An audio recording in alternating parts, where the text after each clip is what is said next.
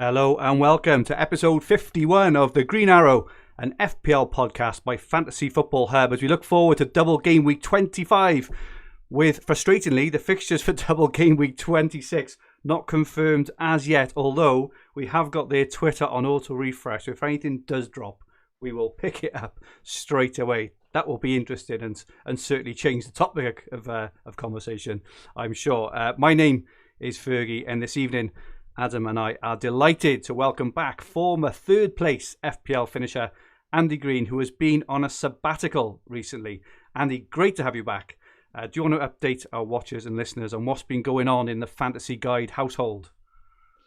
Well, yeah, thanks for having me back on. I was thinking it's been going so well, I wouldn't be allowed on. But yeah, like many people, there's not been much going on, but we've had a new addition to the family. It's not a dog. It's a little baby girl that was born 10 days ago. Many congratulations, Andy. Brilliant. Thank you. She's doing really well. She's sleeping well. Sleeps through most of the football games that I'm able to watch. And yeah, so all's good. So back on for the moment. We'll see how that lasts. But yeah, the in-laws have been with us right now, looking after her. So it frees up a bit of time to do things like this. Superb. Great to have you back on, Andy. And just while we're on you, did you have a red or a green arrow in game week 24? I think it was a green arrow. Yeah. FPL's been a lot more successful since being off this podcast. I don't know. I don't know if Adam's tracking the charts, tracking the numbers, but let's see what happens this week. If I get a big red arrow this week, I might drop back off. It's all there live on screen, Andy. So I think you scored, was it 97? I think it was, but you've got it to inside the top 20k for the first time this season, I think. Yeah, and that was 97 was with Sterling.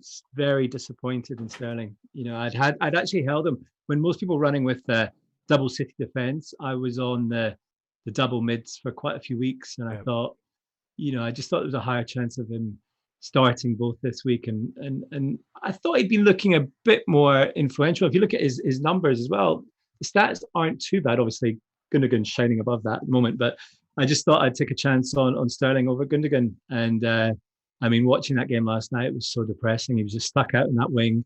And then he started to move inside when they went 3-1 up, I think. And then he was subbed. And they brought him on. Believe it. Well, if you'd have listened to the Green Arrow FPL podcast last week, Andy, you'd have probably shifted it onto Gundogan, but we'll just leave that there. We'll leave that there. Great to have you back anyway, Andy.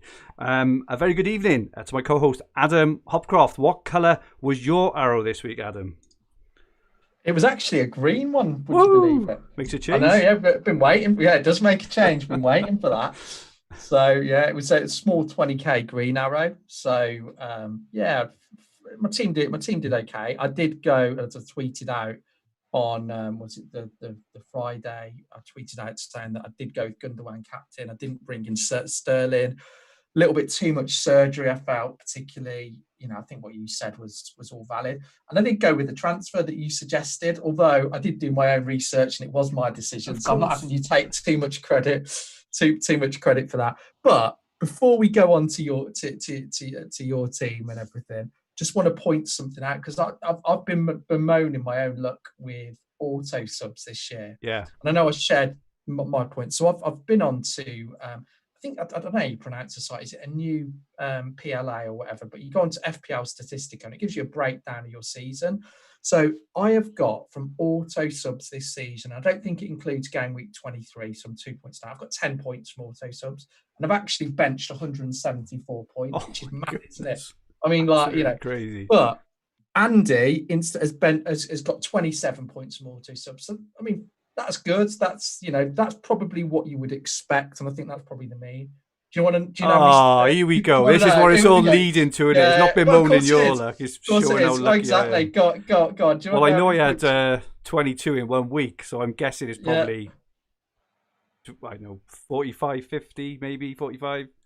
Okay, so if you get more than that, you'd admit you've been fairly lucky. Well, is it lucky, or is it a strategy of having a good bench? I'm joking. No, 62. You got 62. To be honest, I don't think you've necessarily been that lucky with it, but it does go to show that, because I think I've benched the points where I've needed my bench, they've not been interested, and then When yeah, exactly. And I've then when I also don't be- get I've the also double, benched. Well, you benched a I lot of benched points as 78 well, in the yeah. last 3 as well. So maybe I So should you've benched 160 points. So actually, overall. Okay, you not still too bad benched a lot of overall. points as well. So no, I just thought I'd point. It was the thing I wanted to point out. I still can't believe, because I think anybody could randomly pick a bench and get more than 10 points. Yeah, exactly. Well, we probably bench boost in the only week where we probably scored the lowest score that the bench could have scored all season, because I scored 4 points, and it seems every other week we've scored more than that. So we chose to bench boost on the lowest.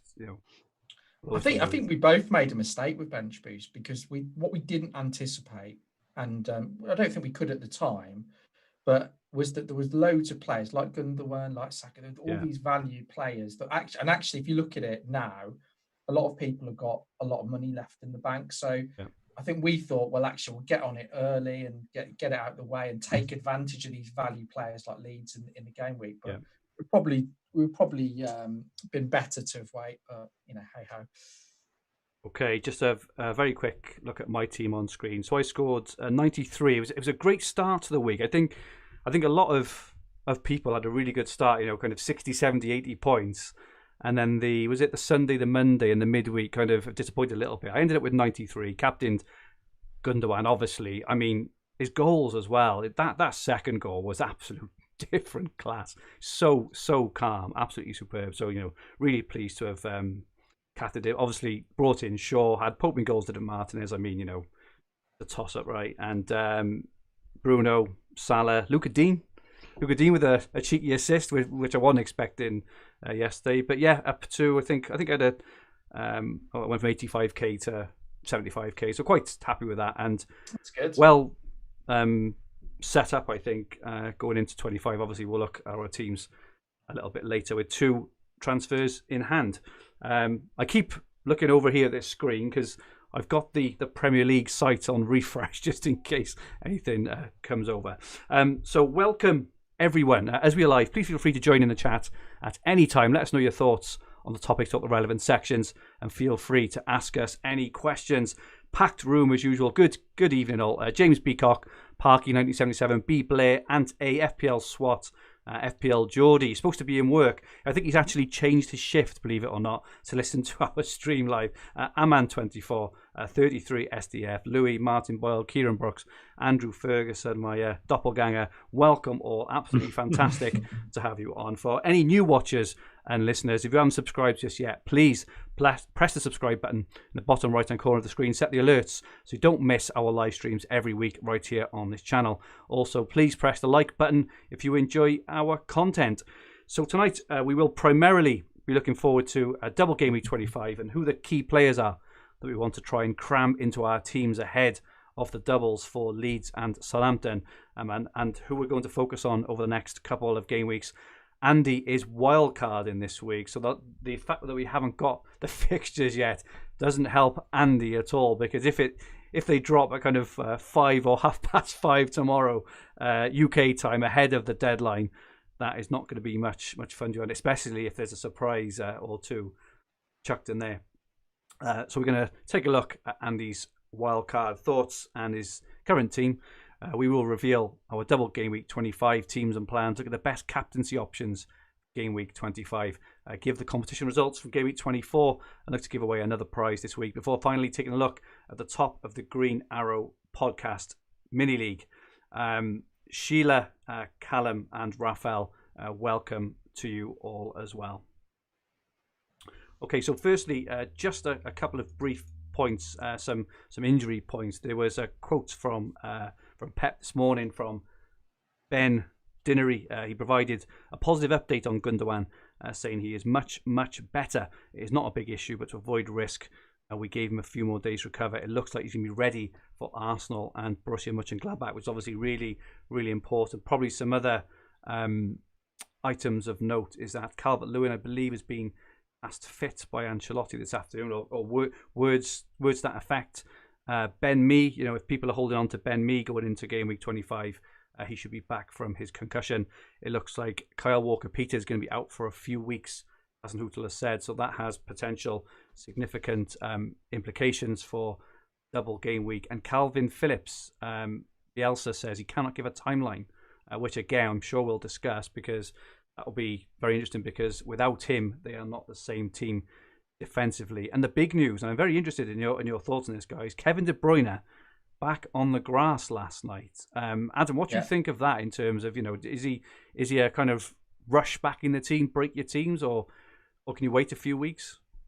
I mean, it depends on Gundogan firstly, but to be honest, I think with Bruno and Salah performing and having doubles, I don't think it's a rush back, because the Man City got 9 games between February the 21st and March the 20th.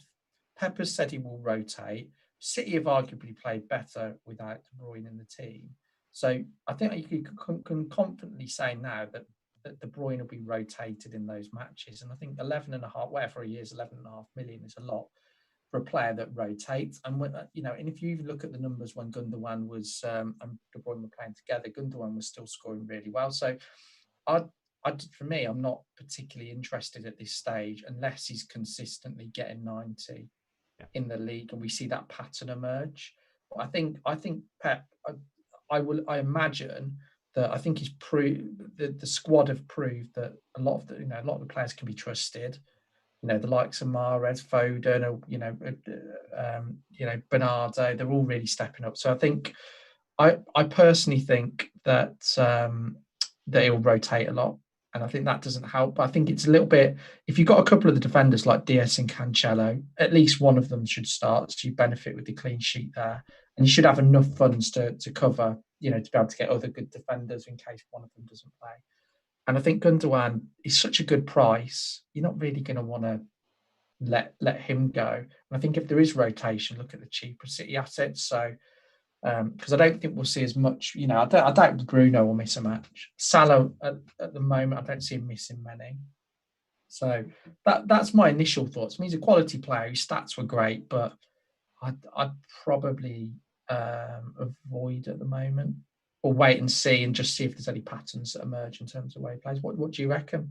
Yeah, obviously he's going to take away penalties from whoever has them. My feeling is that actually I didn't really like Rodri's penalty. I just didn't think, yes, he scored, but it wasn't a kind of convincing effort. So I thought they might have gone back to Gundogan or maybe even, Aguero if he ever comes back.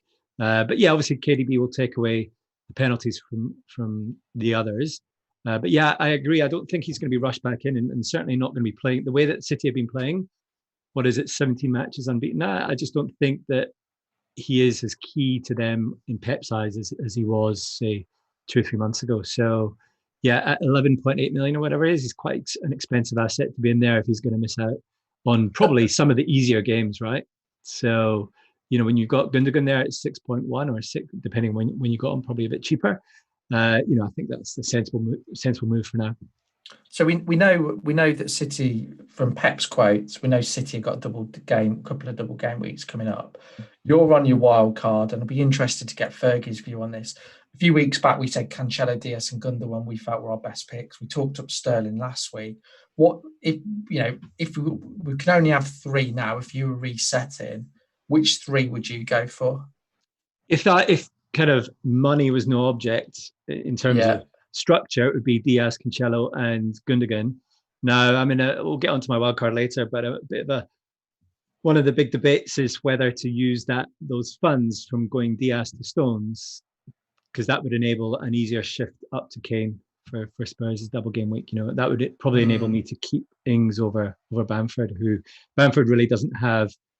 He's got the double game week 25, but then he doesn't have any more doubles until, of course, he then plays a single one in 29. So yeah, I mean, it's a question mark over whether Stones kind of comes back and solidifies his spot in that team, or do you want to go with a safer option of Diaz? I think I think Diaz for me is going to be one of the few players that will play almost every match. Agreed. I think he only missed it because of illness, and I just think he doesn't trust anybody as much as he trusts Diaz. And you can see on the pitch, he's such a leader. Obviously, Ederson will play as well. And I think you could argue if you've got the funds, Ederson's a good option. For up until, I think Martinez is great, but I think you're going to get the clean sheets consistently with Edison, and maybe even a cheeky assist or two with his distribution the other night was exceptional as well. So I think the problem with Edison is not so much the price, and we obviously know he's nailed on. It's more the fact that in that team, his likelihood of scoring bonus is quite low because of the way they play and the attacking returns. Whereas you got Villa or hopefully McCarthy in my case, but another goalkeeper, they can quite often nick some bonus points just from like a low scoring win.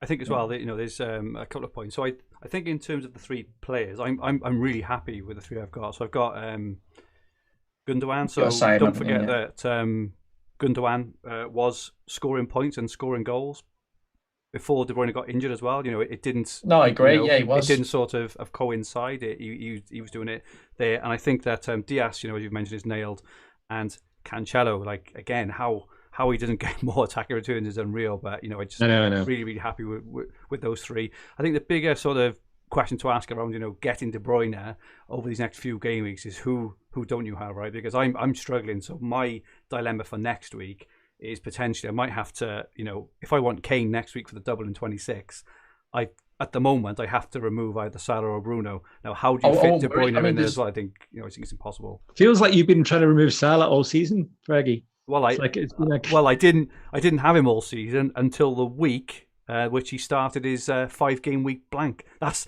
the week I brought him in, and I've had the blighter ever since. But there's a few rumours going around about Kane at the moment as well. So he's apparently not been seen in training. I've seen a few. I'm not going to quote all of the tweets I've seen. But, stuff on Twitter, is it? Yeah, I think Alistair Gold said he hadn't been in training. Was that right? Yeah, there's been a few things mentioned. So just one to watch. Yeah. Because that could impact, obviously. A lot of people are considering him for triple captain, aren't they, next week? I was doing a podcast this afternoon, a different one, and one of the things I said is that I think with this season, I normally like to plan, as much as the best of them, right, in terms of planning out, my team and structure and and transfers for the coming weeks. But I think this season is different in terms of I think you just have to go kind of week to week. I don't want to put a spoiler, on my team reveal later, but I've literally pushed the decision until next week on what to do around Kane, Salah and Bruno, because so much can happen in such a short amount of time. And in terms of getting things structured, there's some guys saying in the chat actually that they feel that Kane might be injured, but I don't know. Again, it's just it's rumours at this point. But I think kind of maximising the week you're on at the moment, looking forward, giving yourself some flexibility moving forward. I think I think I mentioned that last week is more important than ever this season because we don't know what's going to happen from week to week in terms of form, injuries, COVID, everything else. And the Premier League, I agree with you. The Premier League have just updated their Twitter for the first time in 3 hours. And it's got nothing to do with the fixtures. So that was the biggest anti-climax.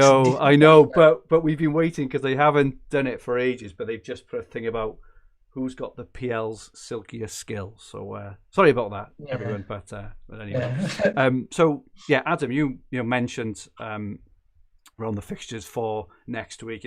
Pep intimated, basically said, didn't he, that their double is going ahead.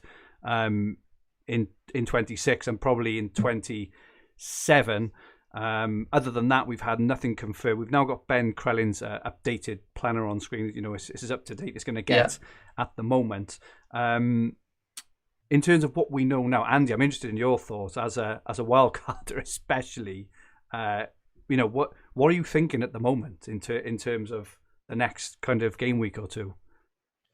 Well, that really goes alongside my reasons for wildcarding now rather than holding it. So I still have the bench boost, which means that I can attack the double game weeks up, in 25 and 26, with an eye on obviously holding some players for 29. I had Sterling in my midfield who was very expensive for his FPL returns. Let's just put it that way and move on.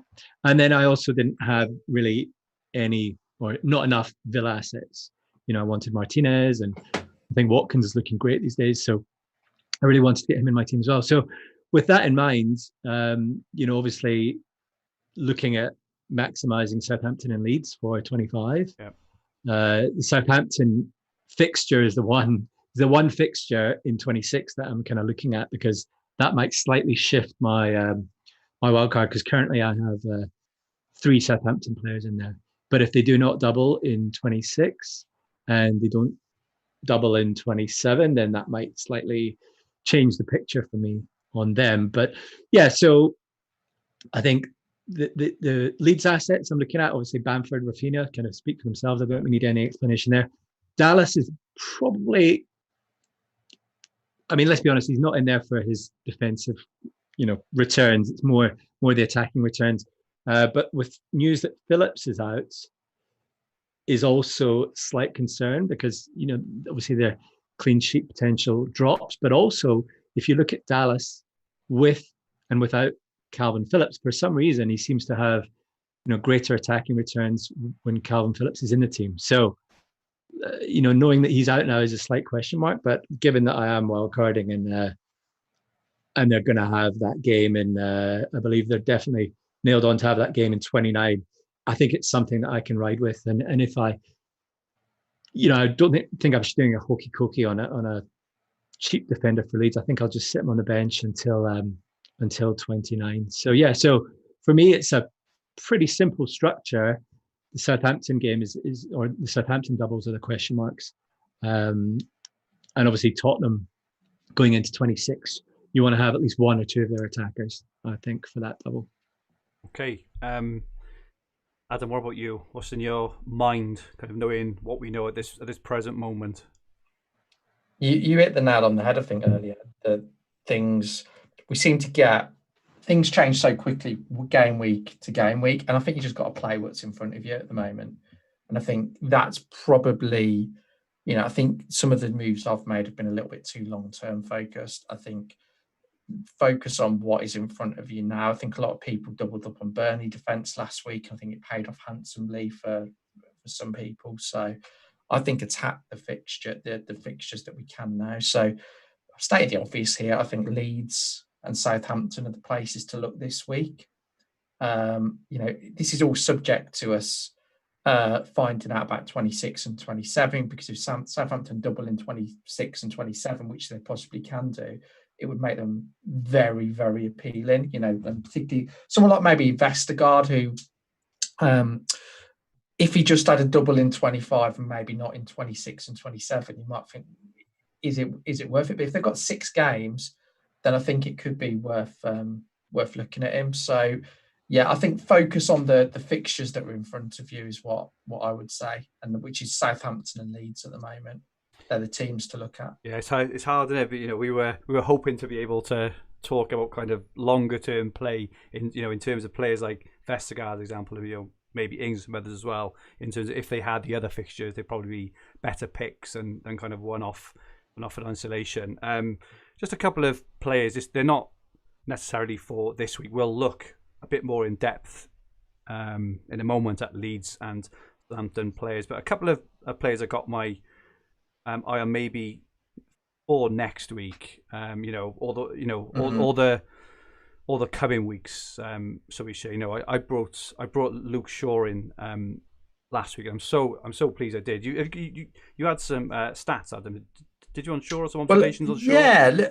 Well, there is a big observation on Shaw, and I think his crossing is incredible. And it's I think when you watch the games, so watching a West Brom game, he's so accurate with the balls he puts in. It could be partly because he's got some, the likes of Maguire's quite useful to aim at.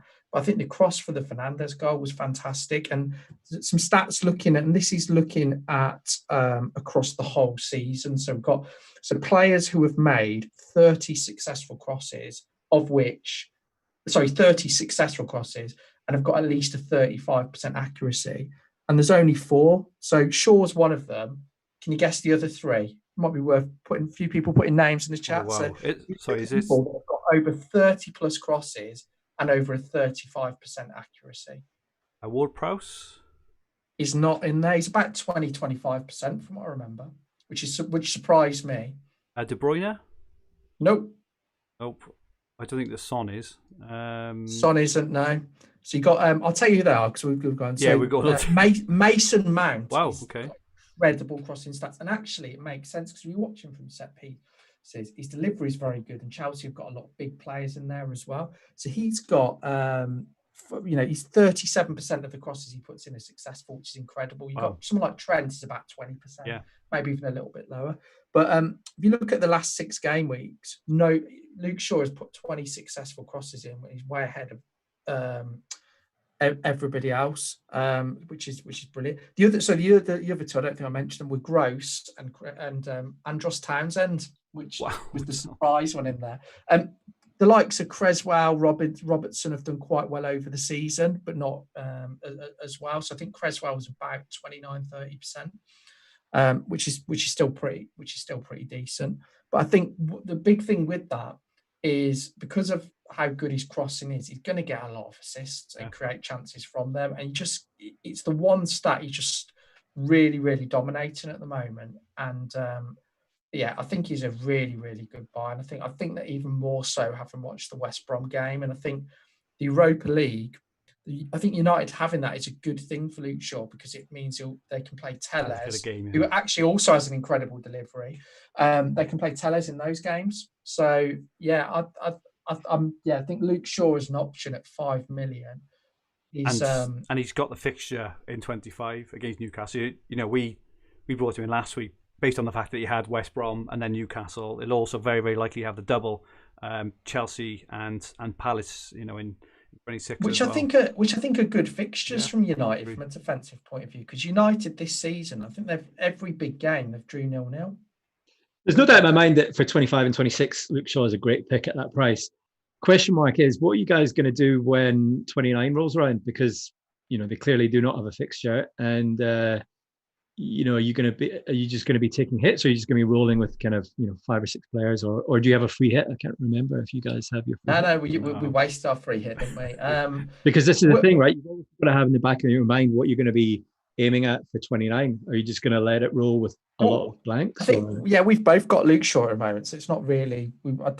I think what would I be doing? So I think because of Leeds, Spurs, and Villa, it'd be quite easy to have a strong 7 or 8. I think just exactly. And I think I've got a couple of West Ham as well at the moment. Well, I'll probably keep Kufal, for example. So I actually don't think it's that difficult to get a good team for 29 without, and I think you can do it without sacrificing the doubles. So I don't really think, we mentioned this last week as well, but I don't really think that 29 is up to much anyway. And don't it's a low ceiling, don't get isn't me it? wrong, right? It looks like, even if you free hit, right, it looks like it could be a 40 or 50 point game week, and if you score 25 or 30 in that, but the point you've made up going up to that point, I think this is what we were talking about, and kind of last week, Andy, is looking at game weeks in more of like a period of time rather than just individual game weeks. If you play this whole period from like 24 to 29 and your target is X amount of points, it doesn't really matter what you get in each game week is kind of, kind of where you want to be. So I think in 29, I personally think it's being, I said this a lot, but I think FPL, the way the actual game is broken down into game weeks, doesn't help managers because you feel like you have to optimize every single game week. It's the only fantasy game where there's so much focus on whether you have a good game week or not. In all the other fantasy games, it doesn't matter. You just look at your overall rank and it kind of go, you'll have good week, bad week, good week, bad week. And you just climb and you just slowly climb. FPL is the only one where if you don't have a good game week, it feels like the end of the world. And I personally don't buy into it. Like if you get a 20 point loss in 29, but you've gained 80 or 90 points in the preceding 4 game weeks, happy days for me. We've said that before. I absolutely agree. There is another player I want to mention, and I've been prompted by Quinn Barnett in the chat because I must have said it before we come on air, and sometimes we do this and think we've said it on the pod, but if I'm potentially considering Vestergaard this week, but if I don't, the defence that I would look at is Brighton because their fixtures are really good throughout. So if we look at who have they got, so they've got, I think Palace without Zaha is a clean sheet. West Brom, I think Leicester, who are obviously in the Europa League, and Southampton. So they've got okay fixtures up until 29 when they play Newcastle. But the reason I really like Brighton, I obviously watched the Villa game on Saturday night, and I think they allowed us something like 0.1415 XG, and we had nothing, absolutely nothing. They were, from a defensive point of view, they just completely stifled us. And I think how they're set up, and they're missing Webster as well at the time, but how they're set up is brilliant. I think Veltman looks really good as well. He's a cheaper option, but I think I'd go with Dunk for the BPS and goal threat. So I do like Brighton at the moment, and I think they're the sort of team. And I've always said about not falling into the double game week trap, and I think it's very easy to think, well, I will go with player X because they've got the doubles, but would you normally buy them? And I think if we were just looking, taking doubles out, I think Brighton would be getting a lot more love. I'm not keen on them from an attacking point of view, because I think they're a little bit wasteful. I don't think they score many, but from a defensive point of view, the goalkeeper and they've got quite a few defenders that would interest me at the moment. So yeah, really good point on Dunk in the chat there. So I thought I'd go to that. Another team I'm fairly interested in for 26 onwards, and it may come as a bit of a surprise, but watched the last couple of games. I haven't watched them to watch them, but I've watched them to watch their opponents. So their last two opponents have been Man United and who was the one before? I can't remember them before, but it's West Brom, and Diagne at front has looked so dangerous. Now, don't get me wrong. How good did he look? Good against West Brom, didn't he? Against United, yeah, I thought so. But I think the player I'm most interested in with this, the way they are playing now with their new personnel, and I think the one who's going to benefit the most personally is Pereira in midfield, and he's someone I've currently got earmarked at the moment as a potential transfer in for next week. He's on all the set pieces. He's on penalties. He's a class player, and West Brom, hopefully now we'll see more this weekend against Burnley, to see if they have really turned that corner creatively. But he's someone I've got my mind, and they've got home to Brighton and home to Everton, possibly in the 26.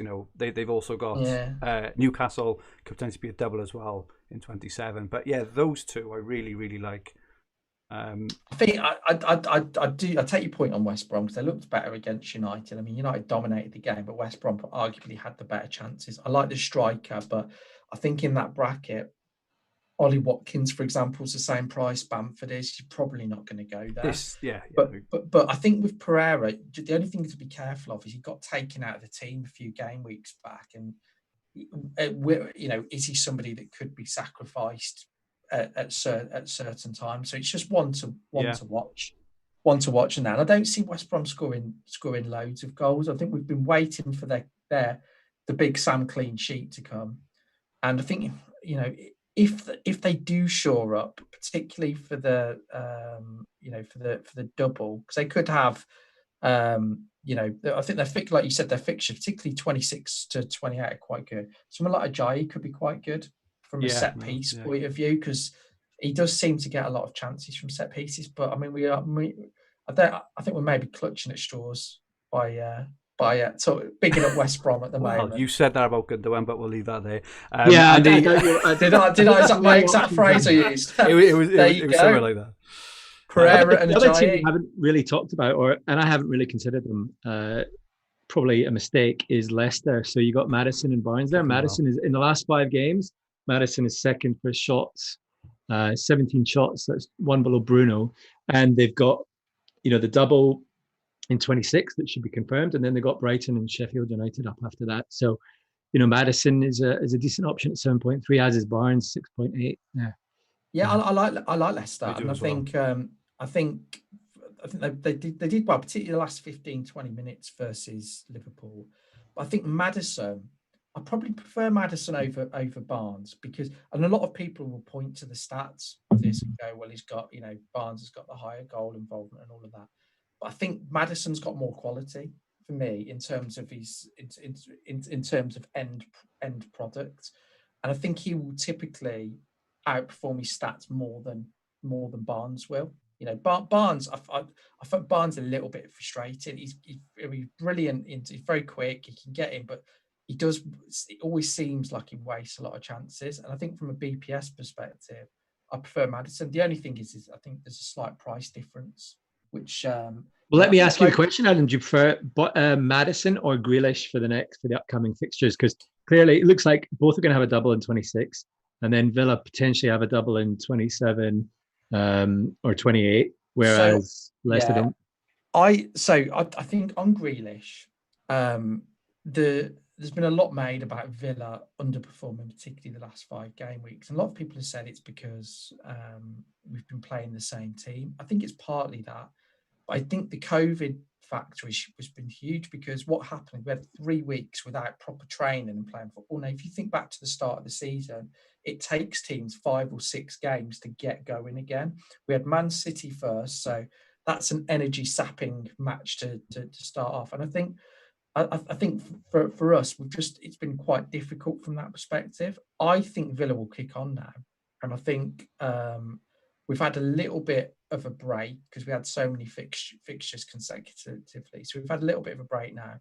I think Grealish is the one I would go for. A lot of people are coming off him as well, which I think is a big, big plus. I think Leicester have got the Europa League. So I do really like Maddison. I do. So it's hard to say anything about. But Grealish is going to realistically have 2 extra games.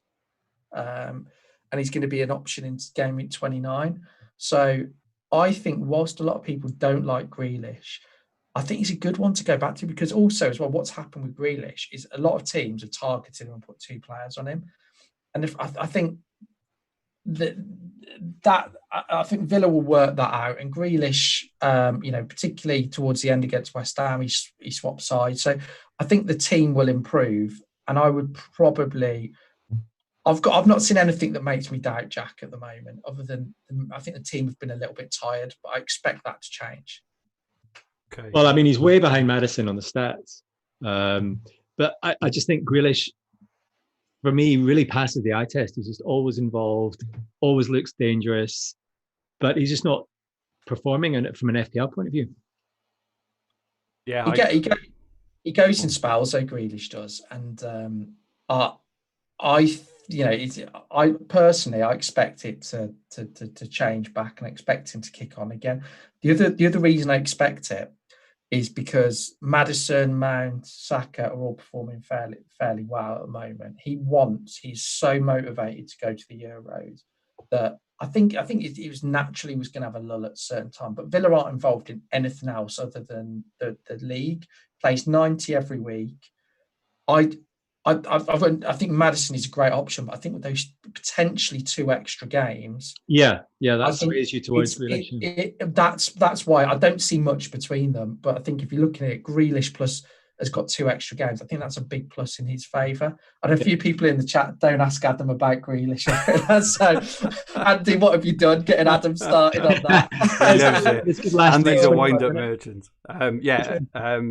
Ed Wells asked the same question: do you prefer Barnes or Grealish? And we've had some shouts for Vardy as well. Guy Parfit says, I think Vardy's a good shout. Yeah, I think Vardy's. Yeah, again, it's just the spots up front. It's hard, isn't it? Thing is, with Leicester's fixtures, okay, they got Villa this week, which is obviously not the best offensive fixture, but the next 4 after that, until they blank, they've got Arsenal, who have been quite tight at the back. They've got Burnley, who've been tight at the back. They've got Brighton, who've been exceptional at the back. And they've got Sheffield United, who don't tend to concede many, even though they conceded 3 this week against West Ham. Historically, they only concede 1 or 2. So I'm not sure that... I personally think I would look at the fixtures a bit more if you're thinking on kind of...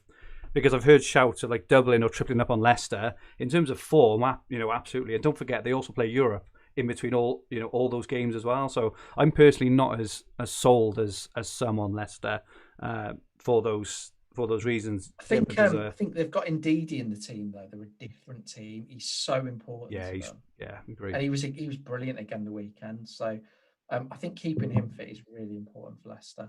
But I think they are good options. I mean, the form that they're showing, and I think they're obviously in the run-in for the Champions League spot as well. So I think Probably the thing that will put people off Vardy is you can get Barnes and Maddison slightly cheaper, and they may You're a bit quiet, mate. Sorry. They may come close to matching him. So, yeah. Okay. Quinn Barnett says, get Maddison. He is a must-have for me. Why Sadar Vardy over Grealish and Maddison? And John Tyner asked Grealish to Rafinha for Game Week 25. We will definitely touch on Leeds and Southampton next. Pereira for Leicester, another shout off Ed Wells and off Ronak. Andy, any thoughts on Pereira for Leicester? Well, he's been saved. He's not playing in Europe, is he No. tonight? So I think he's obviously being quite rightly rested after his recuperation. I mean, again, when I look at Leicester, for me, he was a great asset when he was fully fit, and I'm sure he will be again. It's more just a case of there seem to be better teams, from a fixture point of view in terms of the volume of fixtures than Leicester right now. So if you're going to go for one, I'd probably go for, one of the attacking options and then bolster your team up with some of the double game week options. Okay. So let's take a look next then. So we've got a graphic from our Opta Stats tool from the past 6 game weeks for all the top Southampton and Leeds players sorted by points per appearance scored. It's interesting that a lot of the Leeds players score a lot more than the Southampton players. So Rafinha is top. So in his 6 appearances, he's averaged 6.67 points per game, which is obviously a fantastic return there. Bamford averages 5.17. Harrison 4.83.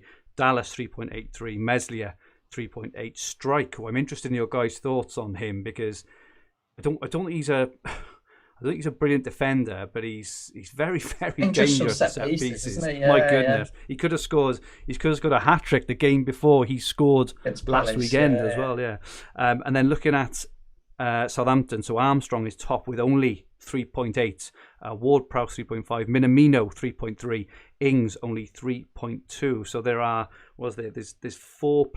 4 Leeds players above Southampton players in terms of points per appearance of the last 6 game weeks. So Andy, if I come to you first, you touched on Rafinha. You said he's a no-brainer. I think earlier, a word or kind of words to that effect. Why Rafinha? Well, I mean, the stats, eye test and the stats match up. I mean, and you've got the fixtures there. You've got the double in 25 that looks quite attractive. Both Wolves and Southampton have been, relatively weak for them. Whereas we know that Leeds really, can turn it on the day. And you look at those shot counts. I don't know what you've got. Have you got the last 5 games? But the last 5 games, both Bamford and Rafinha have got 13 shots each. Bamford 13 in the box, and Rafinha 9 in the box. Big chances 4 and 2. The one player that's under the radar somewhat from what I've been reading and seeing is Harrison. Yeah. Now that I touched on Dallas earlier. Dallas, it looks like Phillips is out, so that potentially for me limits Dallas defensive potential and his attacking potential. So there is the question mark if. I'm on a wild card. I'm going to go 3 Leeds. So should I be going the 3 attacking options, Bamford, Rafinha, and Harrison, or stick with Dallas in there, who's been in there for quite a while now? I just don't really feel that Leeds are going to get any defensive. I don't see 2 clean sheets in 25, and then they've got Villa in 26. So it's just not that attractive from a defensive point of view, and it seems that the stats seem to show that Dallas performs better offensively when Phillips is in the team, probably because Phillips can then cover him when he charges forward, as we know he likes to do. So yeah, I mean, Bamford and Rafinha, everything strikes to me that they are the best attacking options for Leeds, and I don't think that's in doubt. But the question mark is Harrison somewhat under the radar here?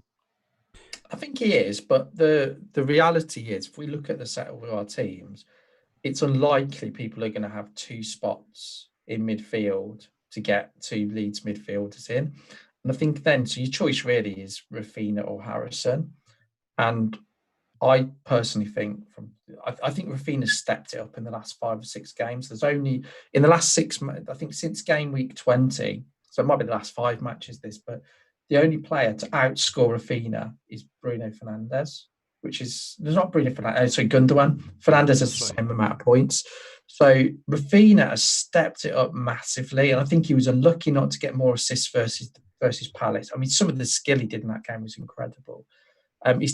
He just looks brilliant at the moment, and I think he's somebody. We'll obviously talk about captains later on, but for me, he's more important than Bamford at the moment. I think it's just the way that he's playing. I think also as well, game week 9 when Rafinha come in, I think that was his first start, game week 9. So it's a fair point to start the scoring. He scored more points than Bamford this season. So I must admit, I think the reason that people are sort of overlooking Harrison is if they've only got one spot, you would probably. I think Rafinha has done enough to edge it. I think maybe 5 or 6 game weeks ago, I think it was probably 50-50 between the two of them. The one Leeds player is a little bit of trivia for you. One Leeds player this season has got 4 double-digit hauls. Anybody guess who he is? 4 double-digit hauls. Yeah. High upside for this guy. Anyone in the chat? You want to? I go for Dallas just because he's got the attacking returns and the defense. Not Dallas, no. Oh, it's going to be Click or someone with his penalties. Oh, no. Or is it Meslier? Meslier, yes. He gets a lot of saves, don't he? Because the defense is so He's got Meslier. He's got 4 double-digit hauls. I think Bamford's got 3, and Rafinha's only got 1. Wow. So yeah, I think for me, I think obviously Bamford pretty much everybody owns. I think it makes sense to have him. I think Rafinha's great, so I think it's hard to look past him. And I think if you don't own a Leeds defender, I don't think I'd go there personally. Looking at Strike, so his price is his price, which you keep on focusing on the price. I think that's at 3.9. But Andy wildcarding, just for example, if you're wildcarding 25, he could fill up that kind of Leeds defensive spot for you. He would also, if you haven't got a free hit, he can obviously play in 29.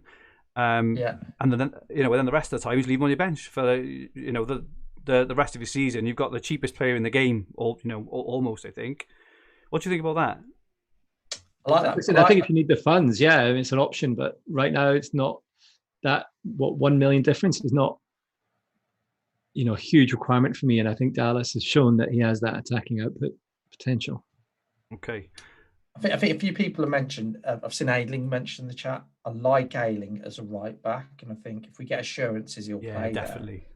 I think he's been great. He's been so unlucky not to return this season, and I think when I bought him in, or I've had him at the start of the season, I decided to keep him, and he ended up moving to centre back, where his appeal just isn't the same. So I think Ayling possibly, but I think I would look at Bamford and Rafinha. I don't think I would make transfers unless my defence was in a really bad state to bring in anybody else. Well, I think the Bamford Rafinha is going to be an interesting captaincy shout for 2020. Well, let's save that for the captaincy section, I think, so before we go into. And then anything for you to add on Leeds, Fergie? No, I just think Rafinha both in numbers and in terms of eye test. I think Andy said, in terms of eye test, he's frightening. He's basically playing, up front with Bamford at times. The fact he's on corners as well, and everything else. He again, it's similar to penalty. You don't have to play well to get an assist off a corner. He got the assist last week for strike off the corner. There was no real goal threat there apart from taking a corner. So I think he's good. I've currently got my armband on him, I think, but we'll touch on that later. There was a few in the chat who guessed Meslier right first time. So why Guy Parfitt, James Hardinghead, Wells, quite a lot guessed Meslier right. So well done there. So on to Southampton then. Adam, come to you first. This time, are you truly interested in any Southampton players, or just because they double maybe?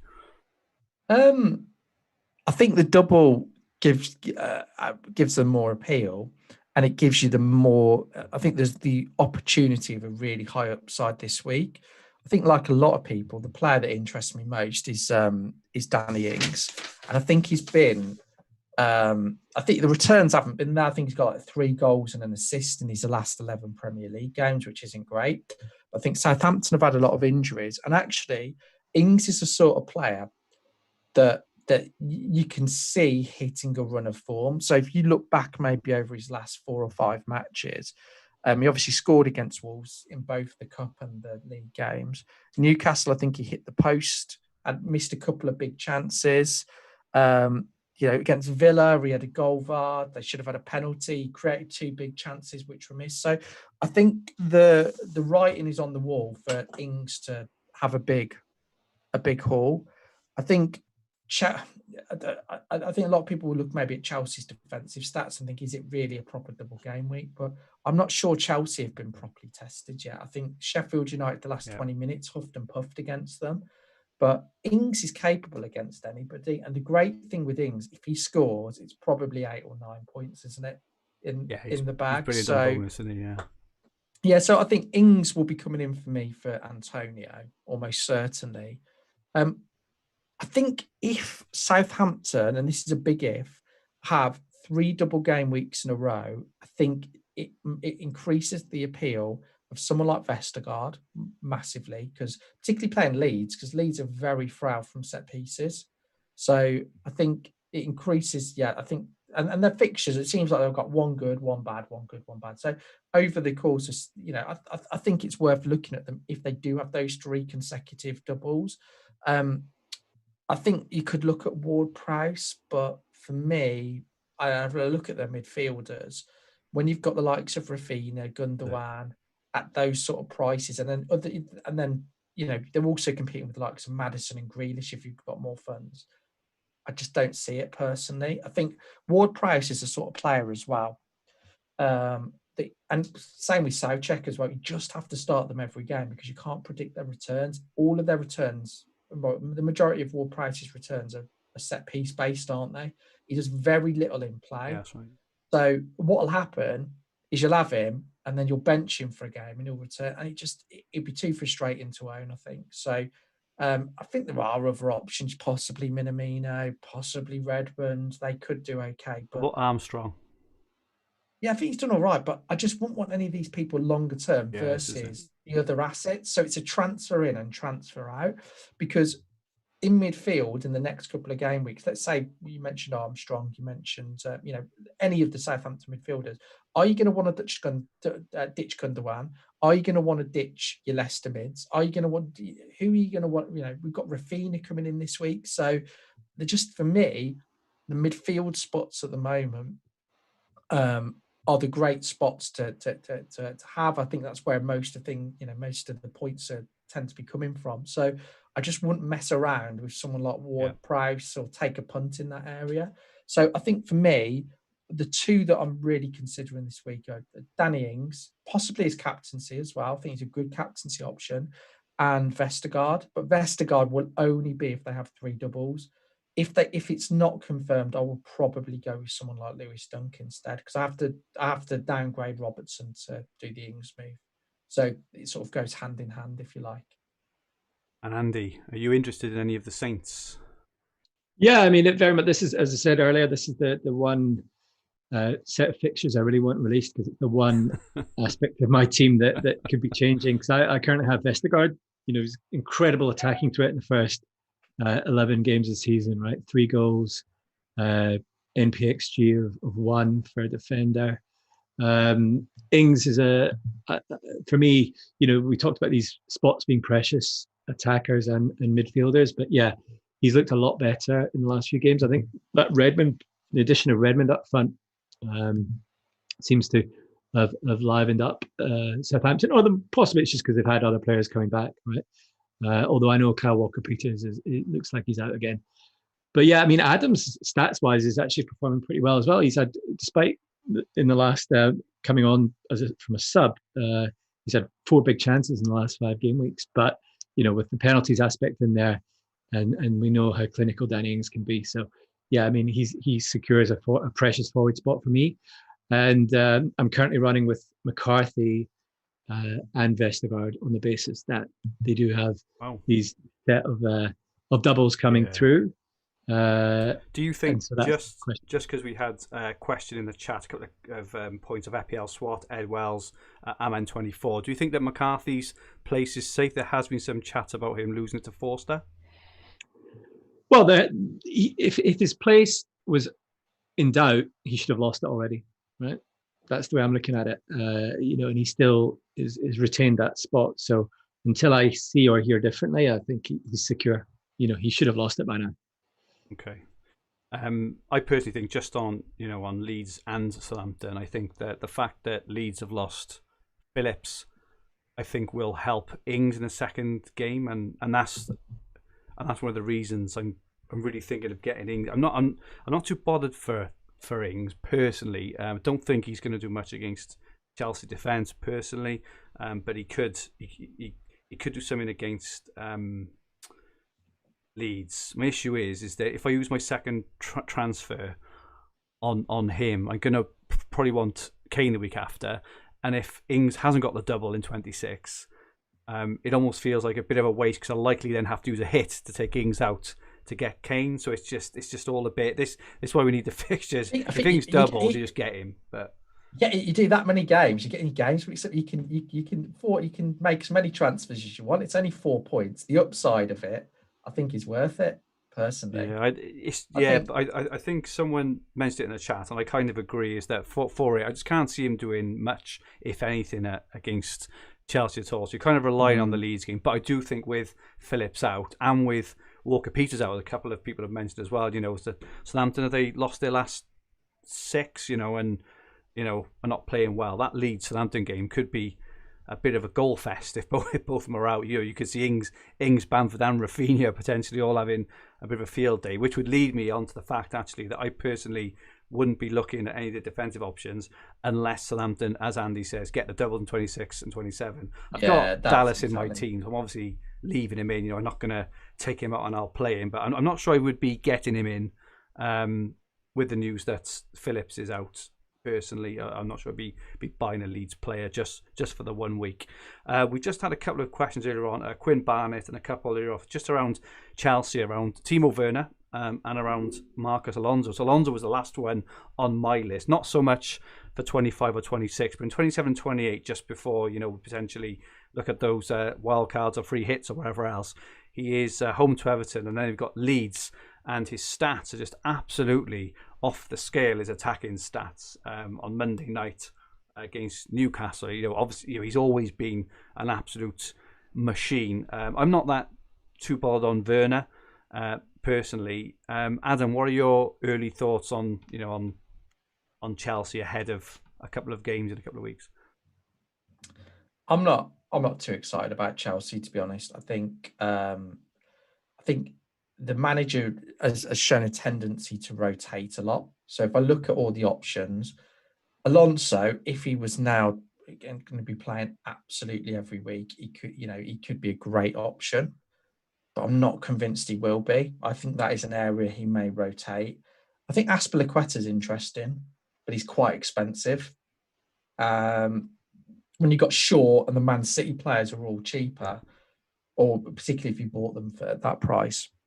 Werner's interesting, but I think he's blown hot and cold, and he's going to have to go some to match, to prove the extra value over the 6 million, like your Bamfords and Watkins. So Werner's actually last 4 games, he's had the most big chances of any midfielder forward. He's had 6 big chances, but he's never bloody scores them, does he? He's only scored 1. And then you've got to look at the fixtures as well. And in 26, if they double, it's going to be Man United and Liverpool, which is not exciting. So, we've probably been saying this for the last 15 game weeks or whatever. Werner is going to haul one of these game weeks, but as a kind of risk reward strategy, I think if you don't already have him, there's safer options. It feels out there with probably more attractive fixtures. Yeah, I think. I agree with that. Just to kind of summarise that, there maybe are options there, but there are better options in other teams that are cheaper in price. I think I think Alonso is maybe the one that I'm really interested in for potentially 27 and 28. Just as a Digne to Alonso, just my own team example, just for a bit of an exciting punt. I'll never forget, towards the end of last season, I was doing a FPL Saturday Live, and Alonso started. I think it was the last one before the football was cancelled, and when we saw the lineups, it was Alonso. I was like, I wish I brought Alonso in. I think he's going to haul today, and it was the day he scored the 2 goals. I think kept a clean sheet. He's just that sort of player. So exciting to own. Okay, Andy, let us have a look at your wildcard team. So it is up on screen now. Very exciting times whenever anyone pushes the wildcard button. Could you read it out for our podcast listeners first, and then run us through your thoughts? I think you're more excited about my wildcard than I am. Very excited. Love a wildcard. So, as I mentioned before, I've got McCarthy in goal, and Martinez, who's been plaguing me for not bringing him in earlier, finally makes an appearance. But obviously Villa have those extra games to come whenever they come. So I think on a wild card you should have him. You should have him in your team, even though you're paying quite a premium now. But he's certainly a great defensive asset to have. And then my starting lineup. Let's just run through that for those listening without video. So I have McCarthy in goal, Cancelo, Dallas, Vestergaard, and Shaw. So Dallas and Vestergaard have the doubles potentially there. Definitely in 25. And then I've got in the midfield, I've got Rafinha or Fernandez, Salah, Gundogan, Ings, Bamford up top. And the bench is Watkins, Grealish, and Stones for the moment. So a lot of these players pretty much pick themselves. Is that Watkins or Ollie Watkins? Yeah. Can't say Watkins. Who's Watkins? So, this team pretty much, there's probably 9-10 players that pretty much pick themselves. The question marks are, firstly, there's no Spurs in the starting lineup, as you noticed. Now, they do have a fairly attractive fixture in 25 against West Ham.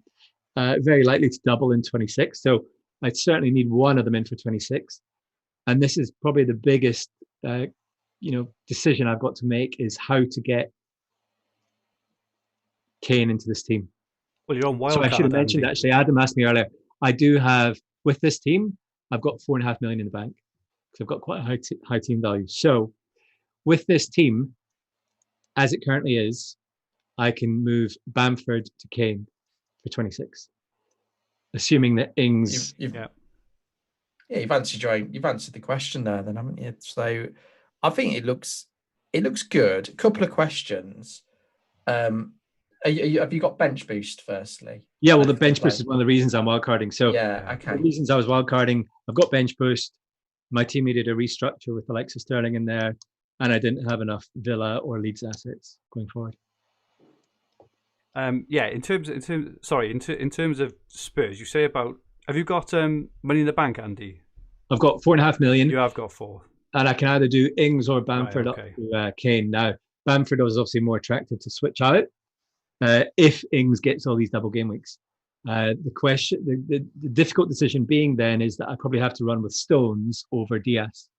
Now, I'm pretty sure that Stones maintains his place, and that was just kind of one of these timely restings. Although Diaz is certainly the more secure option and arguably more goal threat than Stones in my view.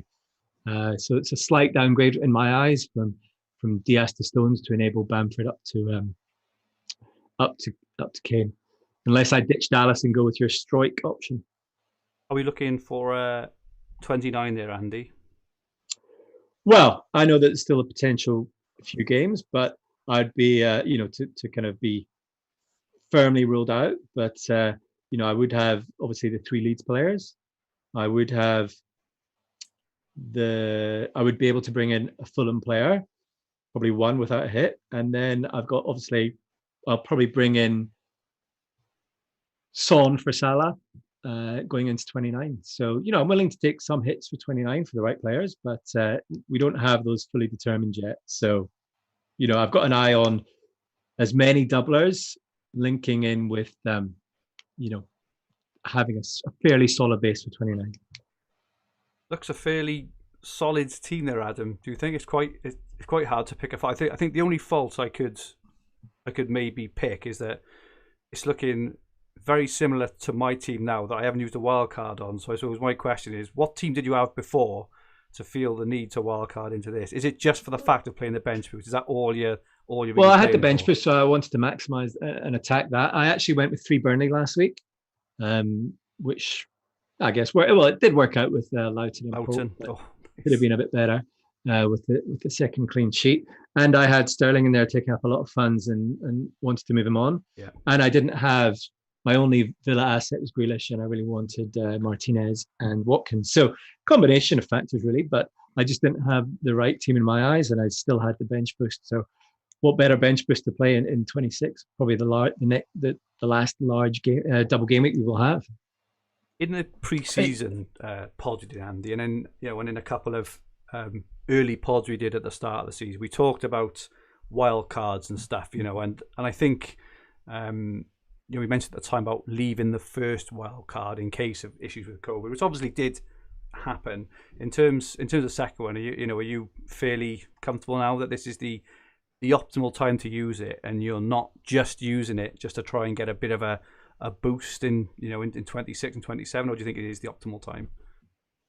I think if I didn't have my bench boost, I would be tempted to just take a couple of hits. Right. But I think that's quite a powerful. I didn't use the bench boost when most people did, and it was at 19, I think. I just didn't have the right team for that bench boost game week, and so I think the bench boost is potentially swaying. And then when you start looking at your team, I had Sterling in there taking up a lot of funds, and I needed a rebalance. So yeah, I mean, we've seen the COVID cases in the Premier League drop. Of course, there could be resurgence of this. I actually waited towards the end to use my wild card, which was a bit detrimental in the end, but that was out of my control. So yeah, I mean, as I say, I'm pretty confident with playing the wild card now. I don't think I'm going to regret. Famous last word. I don't think I'm going to regret playing it now, given the team I had and the team I'm moving into. I think the big risk is going before the fixtures are announced. I think we've got the likes of Ben Crellin and quite a few people anticipating what is to come. And I think Man City, Pep sort of highlighted a couple of things last night, but I don't know, there could still be some surprises in there. And I think it is a little bit risky going before.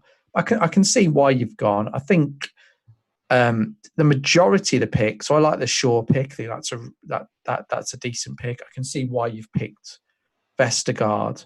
I think if I was in your position, I'd maybe go for a couple more.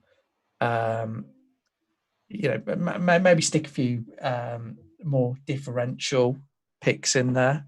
Because I think just looking at it, like Andy mentioned, it's fairly similar to what my team is as well.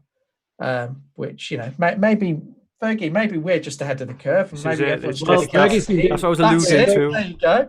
Fergie's been working that all season, getting ahead of the curve. What was it? Exactly. What was your quote, Adam? I'm so far ahead of the curve. So far behind the curve. That's it. So far behind the curve. I'm ahead of it. Yeah, exactly. Yeah. I think if Southampton, if they don't get the confirmed doubles all the way, or 26, 27, then I might switch out one of either the goalkeeper or Vestergaard there. I think if they're not going to be confirmed doubles, then potentially running with 2 defensive assets from Southampton is a bit risky. I've got a question for Fergie, because your team's missing Son at the moment, Son and Kane, and you've said you've got a plan to get Kane in. So it looks like you've made the decision. Andy, sorry, not me. Yeah. Yeah, sorry, Andy. Yeah, we'll go with Andy. So it looks like you've made the decision not to go with Son, which I think a lot of people have come to that conclusion. What about yourself then, Fergie? Both you and I have Son, Fernandes and Salah. If we want Kane, realistically, one of them has got to go. I think there's somebody just tweeted that Kane isn't actually injured, so that's good news. So, or you don't get Kane, which I think is viable as well. So, what's going to be your route to either getting Kane or not getting Kane next week as things stand? I know you're talking about selling Salah this week. So yeah, I've got your team on screen, but we're quite similarly set up, aren't we, in terms of Salah and Bruno. I think last week I was pretty sold on selling Salah because he didn't look that good. Thought he was a bit overpriced. Wasn't going to captain him. However, looking how he played this week, both on the weekend and in the Champions League, I thought Liverpool were outstanding against Leipzig in the Champions League. I think they played with more intensity than I've seen from for a long time. And I think if you sell Salah, you can't get him back without wildcarding basically, or taking a -8. Same for Bruno. I think that both of them, and I think a couple of guys have mentioned it in the chat, I think they're absolutely right. I think they are both undroppable at the moment. I agree with you, yeah. So my strategy, if you want to call it that, at the moment going into game week 25, is not to even think about it, and as you mentioned earlier, just concentrate on exactly what is in front of me. We don't even know the fixtures are there, right? The doubles may there's a small chance they don't even happen, right? Doubles in 26. So I'm just going to play kind of what's in front of me, and I'm literally going to kick the can down the road. And as we say, so much happens in a week that Salah may get an injury, Bruno may get an injury, Kane may have an injury for all for all we know. And I'm just going to leave it until next week, and then make a decision next week. You get to sidestep the question then. I am purposely going to make the decision next week. And when we're here next week, probably at this time having this conversation, I think that is the time I'll have a lot more information and make a decision. The only other thing to do is to take a very sort of creative -8, right? I can downgrade someone like Luca Dean, even though he doubles. This is the problem. The players you're moving out of your team are all in the team for a reason as well. So at the moment, being honest, I don't know, and I'll make a decision next week. Would you I'm not going to push you too much on this, but would taking Son out to bring in Kane be an option for you? A few people have mentioned it sideways, which I sort of get. Absolutely not. I never do. Son is the new Salah. That was the last podcast I did. Son is a new Salah. I would never. I'm very against. So you would never. Sideways. There is no chance. Absolutely not. It's absolutely ridiculous. How many times over the years, right, have you guys done a sideways move and it's backfired? It always happens all the time. You can't predict who is going to score the goals. So to take one out for the other for me is absolutely balmy. So what are you going to do with DCL then? Are you going to keep him? Well, for this week, we've kind of skipped ahead a little bit, but I've got my team on screen now. We may as well should we do your team mine now? Yeah. So save the best to last. Save the best to last, obviously. So I've got Pope in goals, home to West Brom. I've got Dallas, Cancelo, and Shaw. So very similar to Andy. I've got Rafinha, Salah, Son, Bruno, and Gundogan. Very similar to Andy, except mine's better because I've already got Son. And I've got Watkins and Bamford up front. I've then got a bench of Martinez, Diaz, Luca Dean, and Calvert-Lewin. So I've already made one transfer. So I took out Soucek for Rafinha. I know Soucek plays in 29. I don't care. I'm not interested. So I've got Rafinha in. I've got another free transfer, and my dilemma, and I've got 0.1 million to do it. So I need to be careful, because if Calvert-Lewin goes down in price, I've been checking out. There is a website. There's a Twitter handle called, I think it's at FPL _analytics, and they update every hour the transfers that are going on. And Calvert-Lewin is going down and down and down in terms of transfers. So I probably need to make a decision tonight on whether I want to take out Calvert-Lewin for Ings. My issue with taking out Calvert-Lewin is if they do double in 26. They've got a decent double in 26, and they've also got a decent game in 28 as well. And Ancelotti said he'll likely be back. So that is my dilemma. I will probably do it, I would say, just in the spirit of take what's in front of you. However, if I do that, it means next week I will have to take a hit to bring in Kane, and I don't know who I'll be taking out for Kane. So this is why other ones have been a bit non-committal, just a little bit, because I don't know what I'm doing next week. I could even wildcard next week, depending on what comes out. Spurs are 3-0 up. By the way, goals for Son, Bale, and Lucas Moura. Just tuck that in there. So yeah, that's my thoughts at the moment. Is just concentrate on what's in front of me and deal with 26 next week when we know a bit. Well, in that more. case, you should make the transfer right now. Do it live right now, live. I can't. Well, it's not actually on the screen. I could do it. I'm thinking of doing it, and it's purely because if Ings does double, in 26, 27, 28, in 25, 26, 27, happy days. He's also got that Leeds game next week, which I really, really fancy him for. Problem is then I either don't get Kane, which is another option. Everyone seems incessant on getting in Kane. He's not exactly been, in the best form, and neither of Spurs. It does mean I probably have to use my triple captainship maybe another week, which I'm fine with as well. But it's effective ownership next week. I would imagine Kane's effective ownership with the triple captains as well would probably be not far off 200%. And I'm in a decent rank, and I don't just want to blow it just by being stubborn in 1 week. So anyway, I'll stop talking. I feel like I've talked about it for ages, but that's my dilemma. I probably will do Calvert-Lewin to Ings, and then the can down the road for. So do Calvert-Lewin to Ings. Who you benching? I will probably put Watkins on the bench, and I will probably play a it would be a 3-5-2 with Watkins, Diaz. So I'll have Watkins first sub, Diaz second sub, Luca Dean third sub, then Martinez.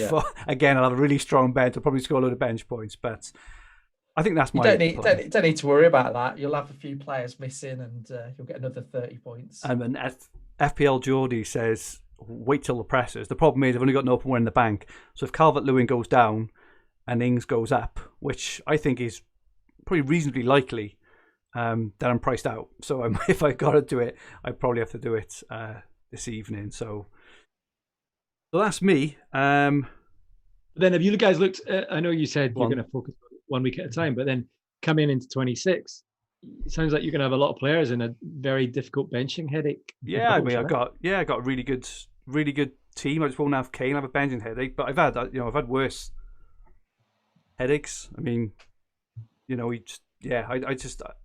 think at the moment, literally playing 1 week at a time because so much changes. I thought I had a difficult benching headache this week. I don't think Watkins, Diaz, Luca Dean. I don't think that's the worst benching headache. I've definitely had worse. It's not like I'm putting a doubler on the bench or Cancelo or Gundo. I've never benched Gundogan. That would be just stupid, wouldn't it, Adam? I never bench anyone like that. But I think Watkins against Leicester, all right, he might score, but he probably, even if he does, he'll probably get a 6-pointer because I set a few goals in that game. No, I'm talking about 26. So if you've got Watkins, Bamford, Ings, and then you got Salah, Son, Bruno, Gundogan, and Rafinha. Yeah, it'll be the Leeds guys. It'll be Leeds because Leeds. Yeah, you bench. Leeds, they've only got one game. Leeds don't double in 26. Okay, yeah. Which was a thing actually, which I didn't spot in your wildcard until after. But your bench was in 26, and two of your Leeds boys have only got the one game against. Villa. Yeah, but I mean that's with 29 in mind as well. Right? Yeah, you can't just fully stack it with. I'm not really in favor of fully stacking 15 double game weekers because you've got to bear in mind there's other fixtures to come. Jose Mourinho tells BT the team could be even stronger with Harry Kane, Gio Lo Celso and Sergio Reguilon, the players that couldn't travel. Doesn't seem to suggest that Kane was rested. There's all sorts of things going on. I tell you what, and I'm speaking completely this from a fantasy option. If Kane was injured, it would certainly help a few decisions next week. But I do say that as a Spurs fan, obviously, and as the one to be injured. But it would certainly make a decision a lot easier next week. My God, I just flicked onto Adam's team. Your teams are pretty much exactly the same. Yeah, that's what happens. That's what happens. That's what's happened. He's been copying me. If we didn't pod last week, he wouldn't have Cancelo and he wouldn't have Shaw. Go on, Adam. We've got your team on screen. Let's talk about my team. So plans at the moment. I've got 2 free transfers. Robertson. I don't think Liverpool defensively are actually that bad, personally, and I think there were a few errors, weren't there, at the end of the Leicester game, but it just stops me from doing so much. I think if I had Trent, I'd keep because I think he's looked really good of late. But I've got the wrong one, so it's an easy sell for me. So the plan is that I'm going to downgrade. I'm going to downgrade. Sorry, get rid of Robertson. I will bring in a defender sub 5 million. So the realistic options are Dunk or Vestergaard are the two I'm looking at the moment. But this is all fixture dependent. If the doubles get announced and someone it's a Villa player or Villa have got good doubles, I may go for a Villa defender. But it's I will be bringing in a sub 5 million defender. I will then bring in Soucek to Rafinha, pretty easy decision, and I will do Antonio to Ings. So to get Ings, I have to take a -4, but I think it's an easy -4 to take. So strength for myself for the double game week as well, or the future double game week. So I think I'm going to go with that. The alternative, I could just do Soucek to Rafinha, but I want Ings. Speaking to the mic, mate. Sorry, it's just got all quiet. Yeah, sorry. Yeah, I do want to have Mings. Sorry, Mings. I do want to have Danny Ings. Hang on a minute. I want Mings. That's another conversation. Yeah. So I think I'll almost certainly do that move. The defender is fixture dependent. If we get no information, I may just go with Vestergaard for the fun of an extra double. Blues FPL in the chat says, with a laughing face, Robertson to strike. You watch now. So I think strike. I can't do. I can't do it. But I don't think he's a terrible option from set piece. I think, but you've got to rely on him being in place for game week 29, and he could be dropped by that. He could. He could be. That's the issue. But even if not, like he's still a 3.9 million option who can he can enable you. Just look at my kind of dilemma for this week. I'm haggling over 0.1s, right? And it's because I've got such a balanced team kind of budget wise. But I think I think he could do something points wise, but I think structurally he helps out as well. But I take your point. If he's not there in 29, he's not for me probably at the moment. But so I will bring in a sub 5 million defender, and then those two moves. And yeah, the captaincy's up in the air, which we'll probably go on to now, I'm assuming. Yeah, just quickly then, I'm on to remaining chips. Andy, will you have any chips left after you wildcard? Yeah, I'll have triple captain. Okay, have you got any plans for that at the moment? 26, Kane? Haven't even thought that far ahead, to be honest. I mean, we'll see. I mean, it doesn't look like he's got an injury anyway, which probably, it's an option, but given that Spurs aren't exactly flying at the moment, I know they're 3-0 up, but it's. I think that the Kane move has just been in people's minds ever since we first started talking about double game week 26, back in like game week 15, and I think ever since then, people have just been a bit fixated on got to have the double up for Spurs. They should be good fixtures, but Spurs aren't playing that well, and people are getting excited about the result this evening. RZ Pellets Whack they're playing, an Austrian team who've got some horrendous stats this season. I'm not sure he's as much as a shoe-in. I kind of mentioned it with my team. Do I really want to transfer out Bamford, Watkins, or Ings? And it's not just those. It's what are we doing with the rest of it, or Salah or Bruno to bring in Kane. I'm not sure, but I'm sure we will talk about it next week, and I'm pretty sure that next week we'll all be triple captain in Kane. That's kind of the way it goes. Adam still wild carding in 30? 31. 30. Oh, yeah, the fixtures, I think. Yeah, the fixtures. Yeah, exactly. 30, yeah. The only thing that has made me slightly rethink strategy for wildcard, so I've always been set on 30 or 31. I did think earlier, with just with the Kane in the 26, if he does, turn out that he looks pretty much essential, but I don't think I'm going to wildcard my whole team for one player when I've got a team full of good players anyway. So, but it was a fleeting sort of thought. Okay, let's move on to captaincy then for double game week 25. In our hub poll, we put up a poll this afternoon. We put up Salah, Bamford, Ings or Bruno. Bamford romped the vote with 71% of the vote.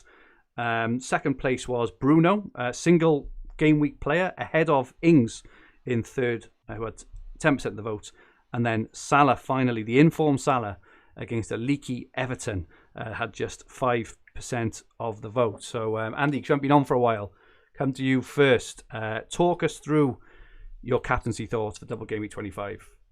Well, there's three options for me. It's Bamford, Rafinha, or Ings.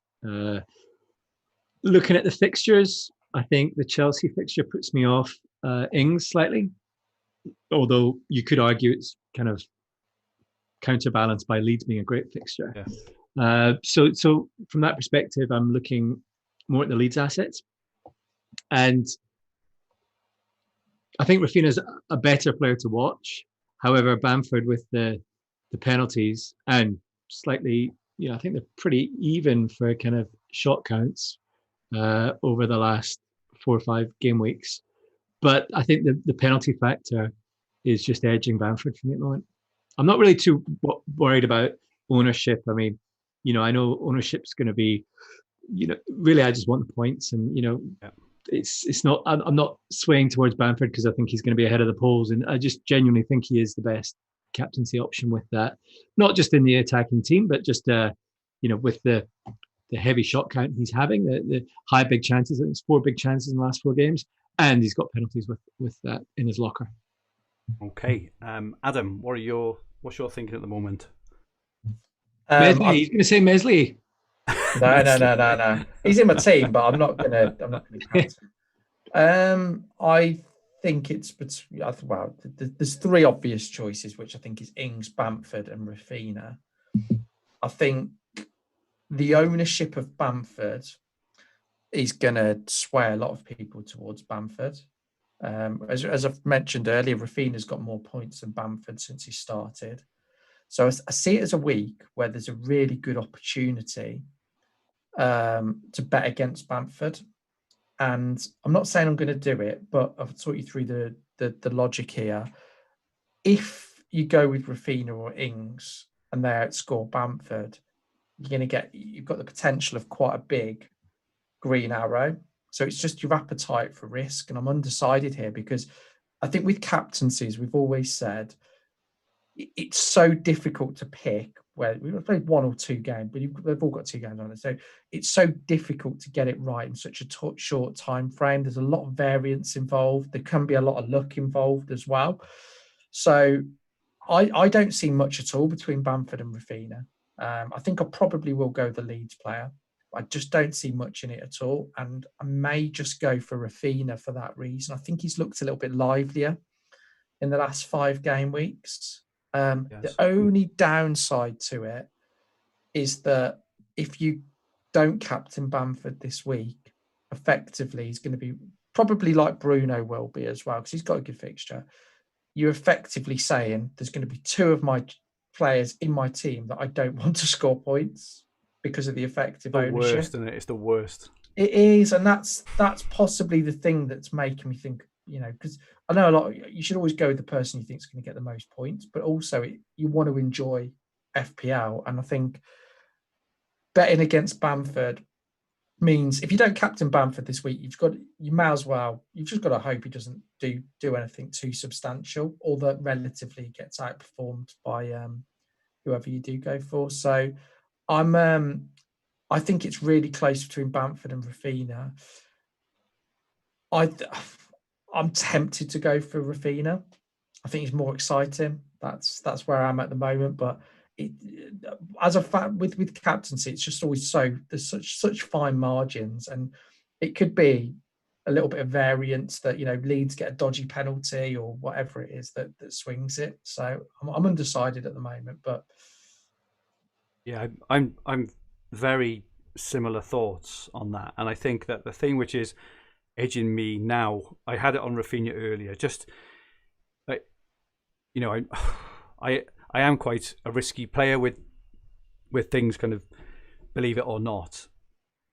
However, I do think with Rafinha, if Rafinha scored, I would be like, oh wow, fantastic. If Bamford scored and I had Rafinha, I would be absolutely kicking myself, because I know that Bamford in my head is probably the better pick in terms of he plays further at the pitch, he's on penalties, he's the number 9, and I think that for me is currently swaying me a bit more to Bamford. That if Bamford's, we want to hope that Bamford scores a couple of goals because he's in our FPL team. If Bamford scores 2 goals and Rafinha doesn't score, we're going to feel like absolute crap if we haven't captained him, when in fact he probably is the best option. So that at the moment is what kind of, I do think that Rafinha's ownership is probably enough just to have him at the moment. I think he was, even this morning, something like 5 or 6% owned.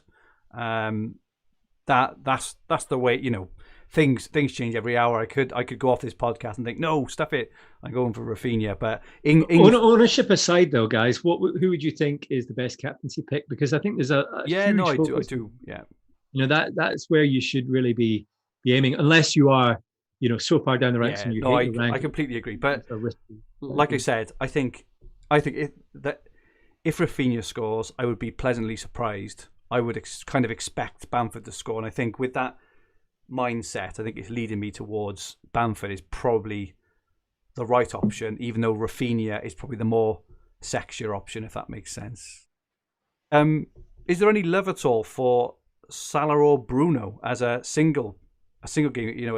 Have they crossed your mind at all, or are you just no, we're just going for the doubles? Nah, I think the absolute maximum. I think you've got to go for double personally, because I just think 2 games. It's more exciting as well, isn't it? Yeah, no, definitely.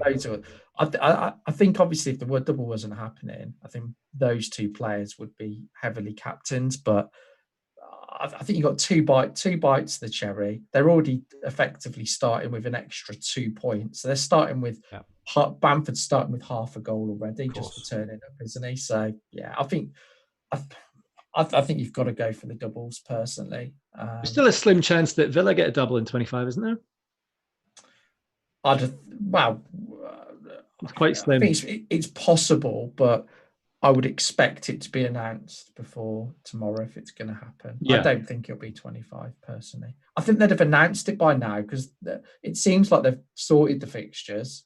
So I think if it was going to happen, they would have announced it. In the chat, there's some chat around Bamford. Have a look if he's triple captained himself. He won't be passing to Rafinha if that's the case. Bamford obviously somebody put in there that Bielsa's changed his FPL password. No, yeah.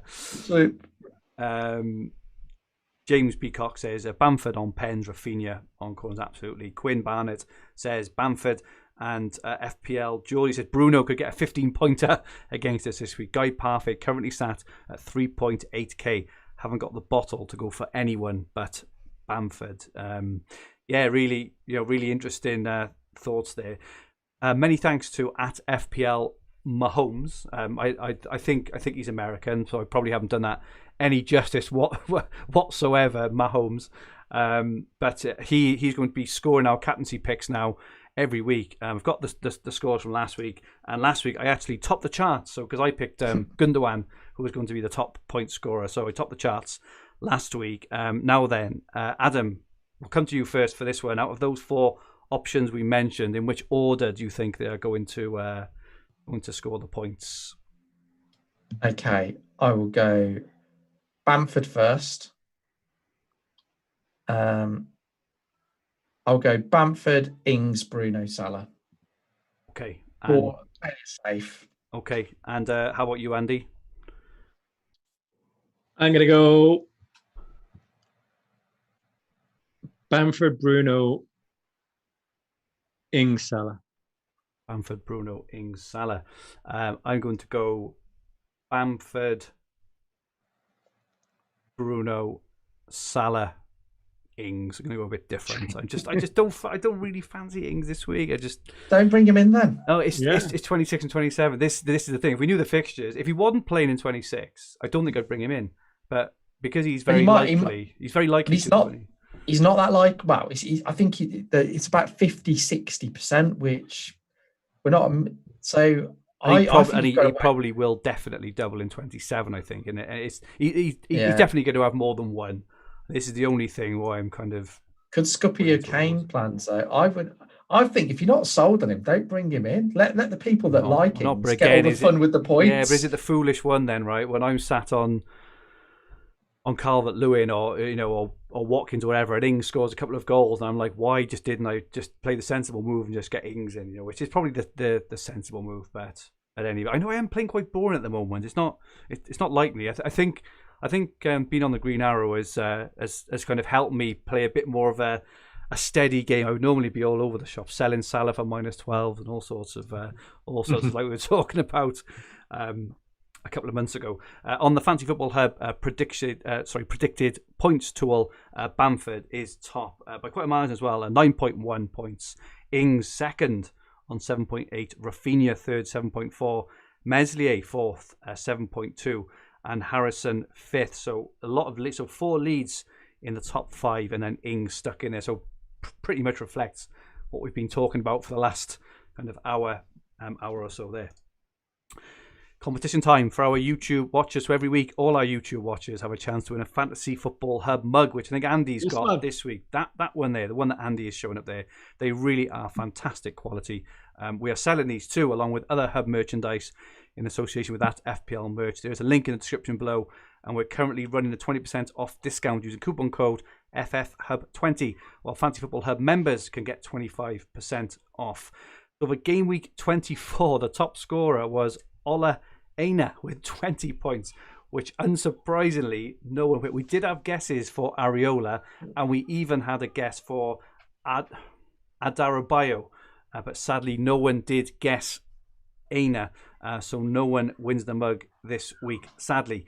So for the competition for this week and a chance to win one of these beautiful mugs, please make sure you like the stream, subscribe, and then comment on who will be the top FPL point scorer in double game week 25.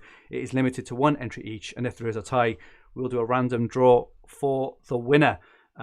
Andy, first time back for a while. We tend to go for some kind of roguish picks on this one. A double game week 25 roguish pick, top scorer.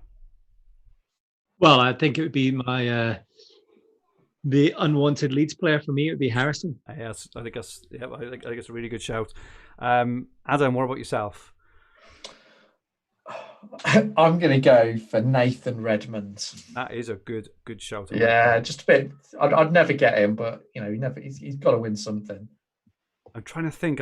I normally kind of like to get under Adam's skin on this one, so I think I'm going to go for the player who he's talked about bringing in but not. So I'm going to go for Vestergaard. I think Vestergaard's going to have a brilliant week this week. I think you should bring him in, Adam. But yeah, I'll go for Vestergaard this week. One of his kind of token-headed goals off a Ward-Prowse corner. He's brilliant. You can see that happening against Leeds. Especially against Leeds, because they're awful at defending corners, aren't they? But yeah, like to do that. Okay, and finally, we'll take a look at the top of the @FFH_ Green Arrow Mini League. In 10th place, we've got Matty Makizak.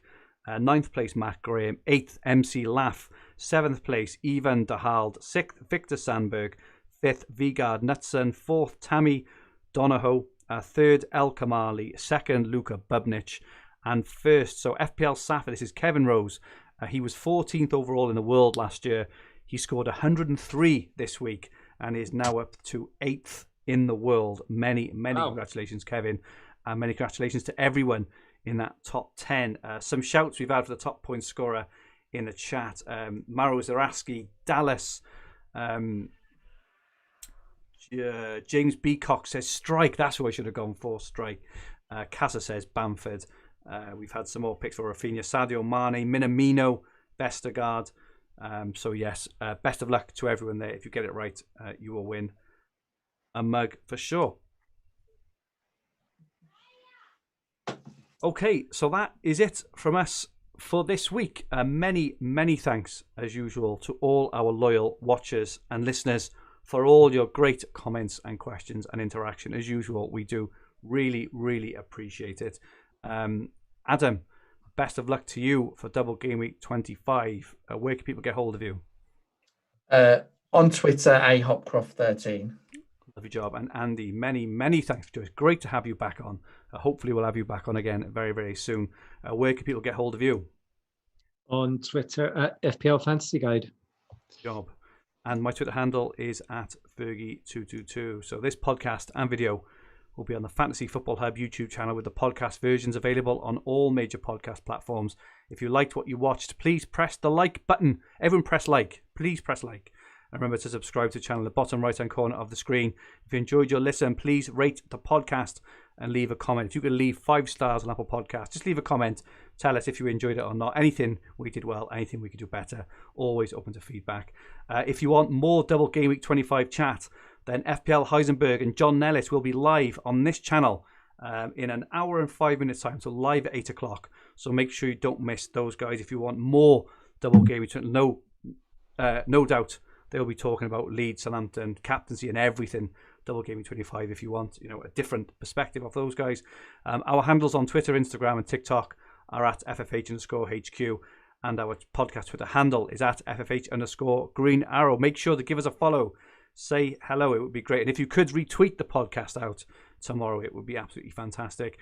Our website is fantasyfootballhub.co.uk, where you'll find everything you need for fantasy football all under one roof, including player comparison tools, the fixture ticker, Opta stats, top player team reveals, points predictions tools, and much, much more. I know I don't have to say this because I say it every week.